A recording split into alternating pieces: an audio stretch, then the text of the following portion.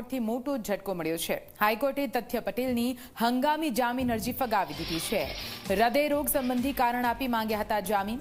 હાઈકોર્ટે જામીન ફગાવતા તથ્યએ જેલમાં રહેવું પડશે। તથ્યની મુશ્કેલી વધી છે કેમ કે જામીન માટે અરજી કરવામાં આવી હતી તે અરજીને ફગાવી દેવામાં આવી છે। વધુ માહિતી સાથે સંવાદદાતા ગૌરવ ફોન લાઈન પર જોડાઈ ગયા છે। ગૌરવ, તથ્યની મુશ્કેલી વધુ વધી છે કેમ કે જામીન માટે અરજી જો કે હાઈકોર્ટે તેને ફગાવી। હજી વાત કરીએ તો એક સાથે 9 કરતા વધારે લોકોના માર્ગ અકસ્માતમાં જીવ લેનાર તથ્ય પટેલ હાલ જેલમાં છે અને કોઈ પણ વખતે બહાર આવવાનો મારવાનો પ્રયાસ કરી રહ્યો છે। હાઈકોર્ટમાં તેને મેડિકલ ગ્રાઉન્ડ ઉપર જામીન અરજી કરી હતી અને સ્વાસ્થ્ય સારું ન હોવાથી જામીન માંગ્યા હતા। જો કે હાઈકોર્ટમાં આજે જે સુનાવણી હાથ ધરાઈ હતી તેમાં તેના હંગામી જામીન છે તે હાઈકોર્ટે ફગાવ્યા છે। સમાજમાં દાખલો બેઠી તે માટે તથ્યને જામીન આપી શકાય નહીં તેવું સ્પષ્ટ અવલોકન હાઈકોર્ટ દ્વારા કરવામાં આવ્યું છે।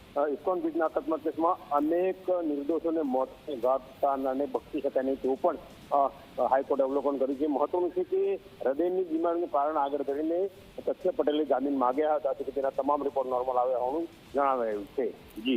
જી ગૌરવ, પૂરી માહિતી માટે આભાર। તો હાઈકોર્ટે હાલ તો જામીન ફગાવતા તથ્યએ જેલમાં જ રહેવું પડશે।